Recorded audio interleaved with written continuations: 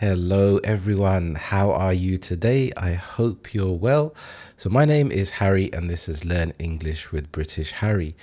Now, today I wanted to continue on with this series about real British English. So, we're looking at British English slang. Now, these are words that people use in real life.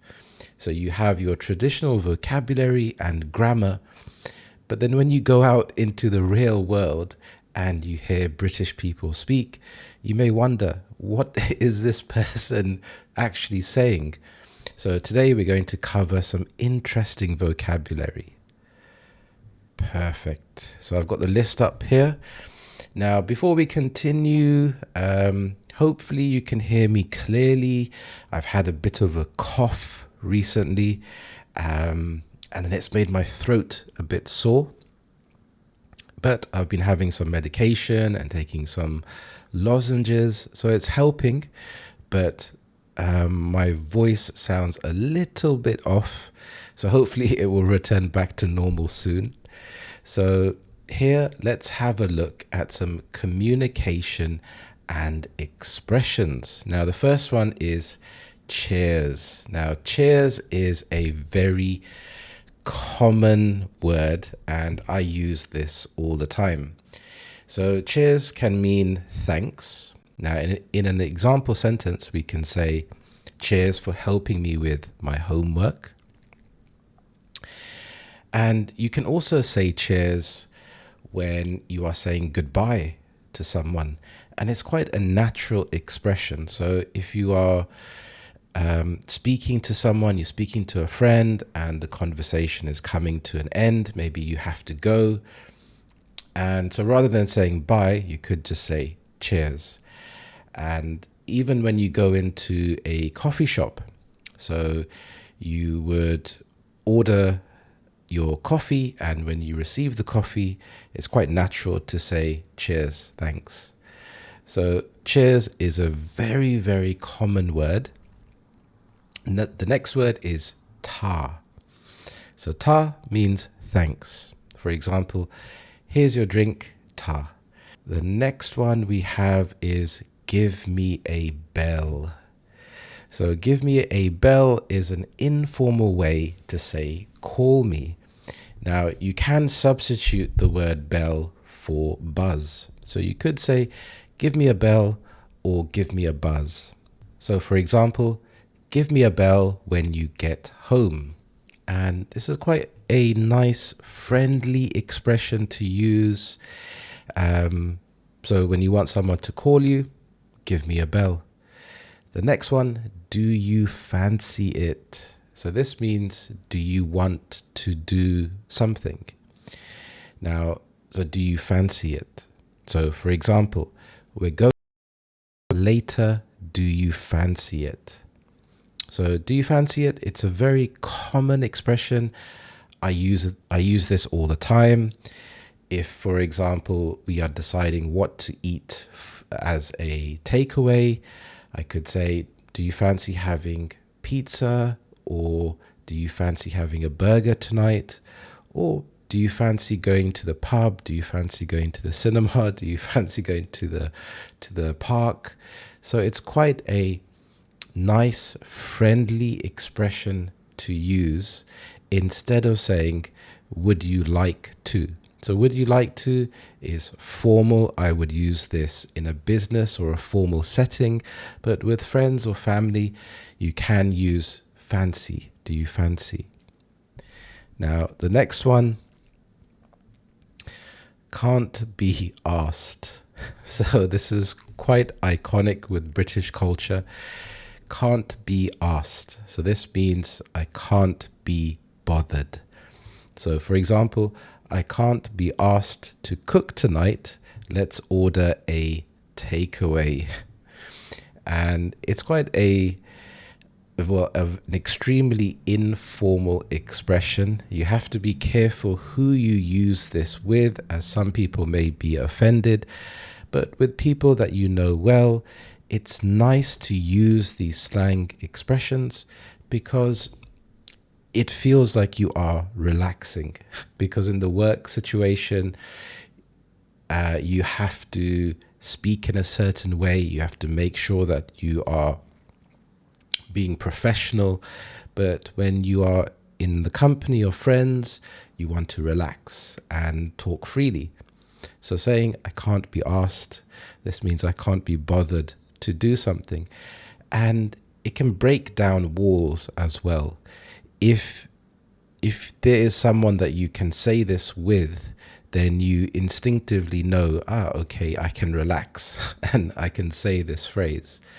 So even if it comes to going out for a walk, but you are feeling quite lazy, you could say, I can't be asked to go out for a walk. I want to sit on the couch and watch Netflix.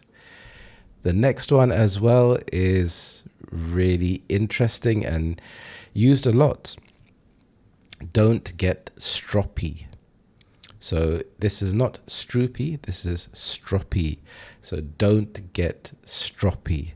So this means to don't get annoyed or moody.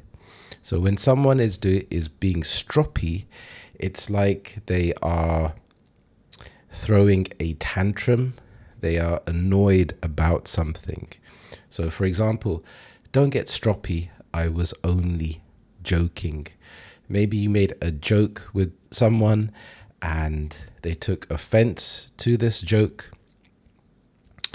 It could have been light-hearted banter, but sometimes even with people that you know well, you may catch them in a bad moment. Maybe they're just in a bad mood and you tried a bit of banter, but it didn't work. It backfired.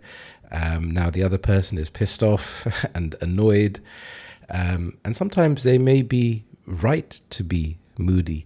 Sometimes when the person is being stroppy, it may be because they didn't get their way. And I think of a child that wants a certain toy from a shop or a certain chocolate and they didn't get it, so they throw a tantrum. They may sulk.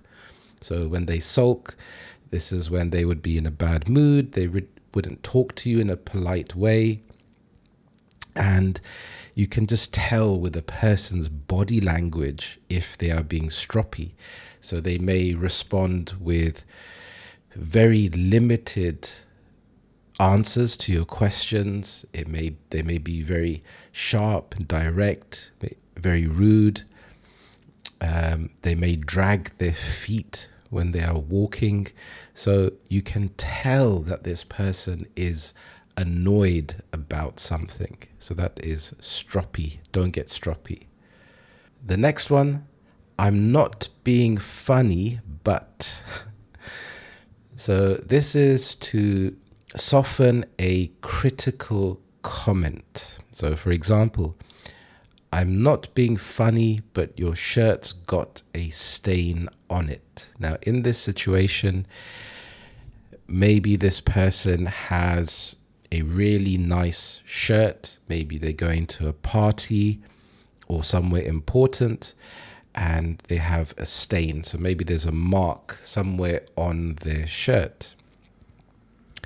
So you want to tell this person that they have this stain on their shirt, but you don't want to make the person feel bad because you understand how much time it took them to get ready. So by saying, I'm not being funny, you don't want to be the bearer of the bad news and for them to be angry with you and with the situation, because sometimes these things happen. You could have spilled something on your shirt by accident and you don't know. So by telling this person, I'm not being funny, but you've got a stain on your shirt, you are trying to make the situation less serious, because even if they have a stain, they could try to hide it, or even if they can't, it's not the end of the world. So this is quite a nice phrase to use. Pull your finger out. So pull your finger out. This means to hurry up or get moving. So for example, you'd better pull out your finger. So for example, you better pull your finger out or we'll be late. So again, if you didn't understand or if you haven't heard of this phrase before, it may be confusing. Like, pull your finger out from where? But this means to hurry up. So you have to pull your finger out and hurry up. And again, these expressions are so nice to use, especially once you start to understand the nuances of how to use them in different contexts. And it really elevates your English to a new level, because by learning standard vocabulary, which is also very good, these expressions allow you to understand native speakers. The next one is to wind up. So not wind up, but wind up. So to wind up means to tease someone.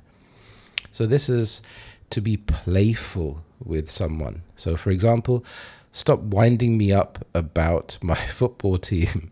So maybe your football team lost in a dramatic way, and now there's some banter going around and people are winding you up.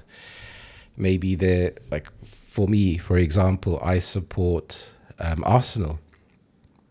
And we've had such high expectations of the season, and Liverpool are just winning every single match.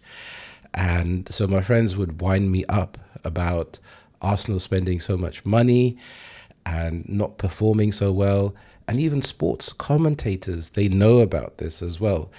And I think in the world of social media, you have things like clickbait, but it's also transitioned to rage bait, and farming clicks is another interesting expression.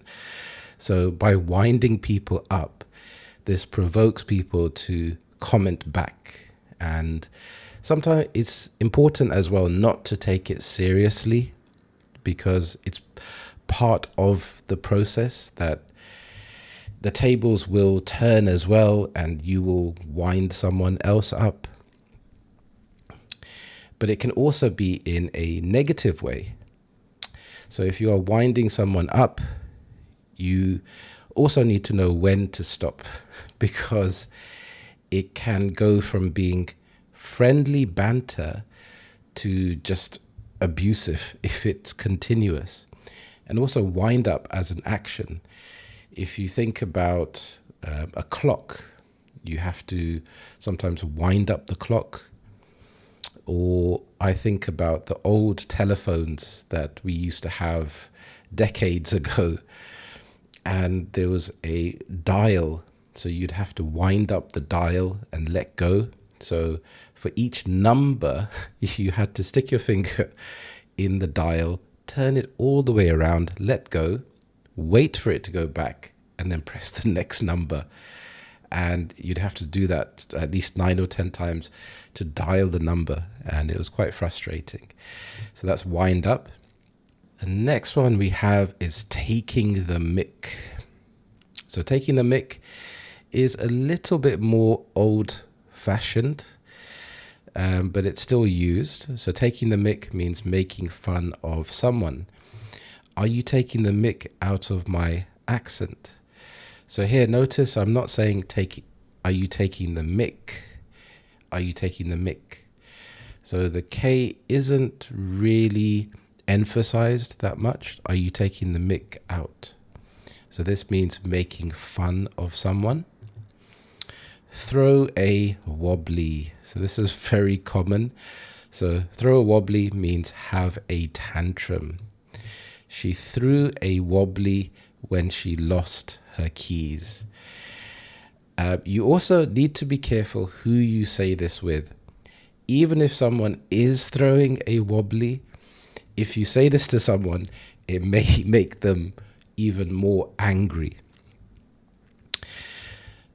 because it can make them feel very annoyed that you are telling them don't have a wobbly. but also it's nice to describe when someone is having a tantrum. It can also be used when someone is having a bad performance. So if a referee in a football match is just having a really bad game and he's not in control of the match, you could say he's having a wobbly. The next one here, pop round. So pop round means to visit briefly. I'll pop round later for a cuppa. So when you pop round, it's quite a nice phrase to use, to pop round. And I feel that it's quite British as well when you say, okay, I can pop round later and we can catch up. So it's quite nice and informal. It's quite a friendly expression. The next one we have is to nip out. So you can also have nip in. In this example, nip out, I'm going to nip out. So this means to go out quickly. I'm just nipping out to the shops. And again, if you haven't heard of this phrase before, it can be very confusing.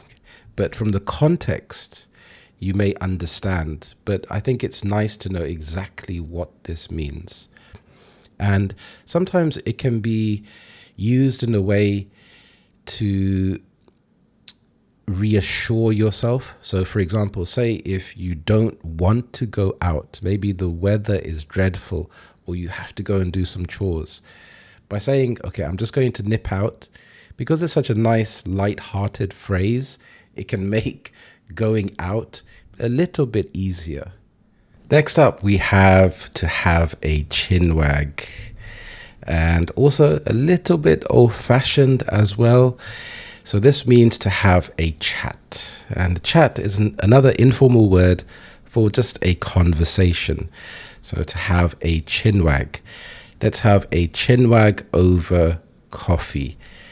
Now, even though that this is an old-fashioned slang word, you can still use it in a light-hearted way, because many people that use these phrases, they understand that it's old-fashioned and I'm using it in a funny, friendly way. Give it a go. Give it a go. So give it a go means to try it. And notice when I pronounce this, give it a go. It's quite quick, so give it a go. You can hear some blended words in the middle. There's a glottal stop. I'm not pronouncing every T. I'm not saying give it a go. I'm saying give it a go, because remember, these are slang words. So they're often said very quickly in a relaxed way. So for example, I've never played tennis, but I'll give it a go. Another very famous one. This is almost similar to the idiom, it's raining cats and dogs. So people think that British people say this phrase all the time, but not really. This is an old-fashioned idiom. When it's used in a modern way, again, it's used to pay homage to the fact that we understand it's an old slang phrase, but we are using it because we know that. So we're playing with this. So Bob's your uncle, that means that that's done. So for example, just press this button and Bob's your uncle. I'm quite handy when it comes to things with gadgets or IT, and I'm often asked to fix people's phones or tablets or smart TVs and set things up. And for me, it comes quite naturally, but I can see how some people may find it frustrating. So when I'm describing something, I would often fix it very quickly and then say, Bob's your uncle. There, it's done. It's not my cup of tea. It's a very popular one, but this means I don't like it. So for example, horror films aren't really my cup of tea. So I'm not saying very strongly that, no, I don't like this. I'm saying it's not really my cup of tea. So it's quite friendly, it's quite relaxed, it's quite polite. British people stereotypically like to drink tea. I like to drink tea as well. Not that often, but maybe 1 cup a day I think is quite nice. So saying it's not my cup of tea, this means I don't like something, or, it's not something that I prefer. I'm easy. So this means I don't mind if it comes to making a decision. If someone asks you, would you like pizza or pasta, you could respond with, I'm easy. So here, I don't mind. When it comes to the decision, whichever one is fine by me. If it's pizza or if it's pasta, I'm easy, so I don't mind. We have an interesting one here. I haven't got a Scooby. So I haven't got a Scooby. This means I have no idea. Now, Scooby-Doo is quite an old cartoon. I'm not sure if you remember it. They have made some movies about Scooby-Doo. So you have a group of friends that investigate crimes, and there's a dog as well called Scooby-Doo. So this is Cockney rhyming slang, and Scooby-Doo rhymes with clue. So Scooby-Doo, clue, and it's shortened. So here, I haven't got a Scooby where my phone is. So I don't know where my phone is. I haven't got a Scooby. The next one is you what?